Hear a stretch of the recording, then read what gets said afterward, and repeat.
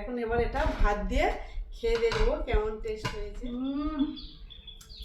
একবার আমি বানাবো গাঁটি কচু দিয়ে ইলিশ মাছ, তো সেই জন্য আমি এই ইলিশ মাছগুলো নিয়েছি। এগুলো এখন ভালো করে নুন হলুদ মাখিয়ে রাখবো। আমি গাঁটি কচু আর আলুটা পিস পিস করে লম্বা লম্বা করে কেটে নিয়েছি। আপনারা চাইলে আলু না দিতে পারেন, গাঁটি কচু দিয়েই শুধু করতে পারেন। আমি একটা আলু দিয়েছি। কড়াইতে খানিকটা সর্ষের তেল দিয়ে মাছগুলো ভেজে নেব।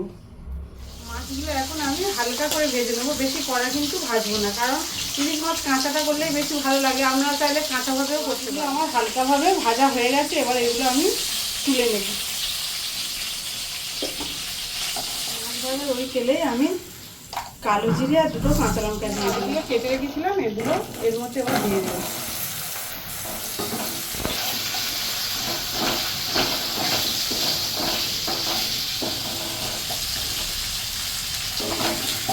একটু ভাজা ভাজা করে নেবো কচু আর আলুটা।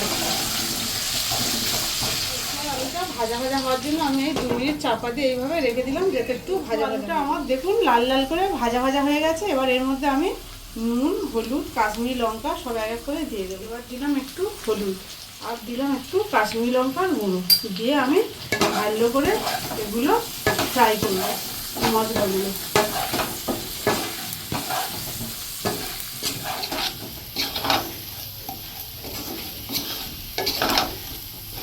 এবার আমি পরিমাণ মতো জল এর মধ্যে দিয়ে দিলাম।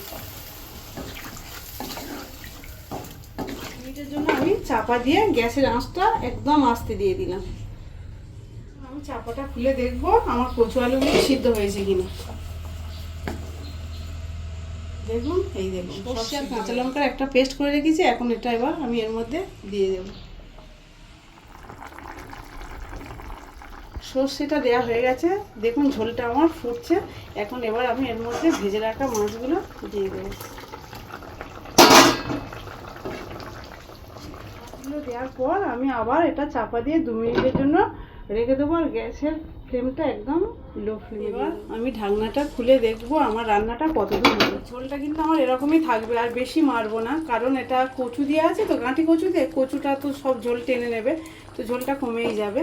তো এখন আমি এবার উপর থেকে একটু তেল আর কাঁচা লঙ্কা ছড়িয়ে দিলেই আমার রান্না। একটু তেল দিলাম ছড়িয়ে,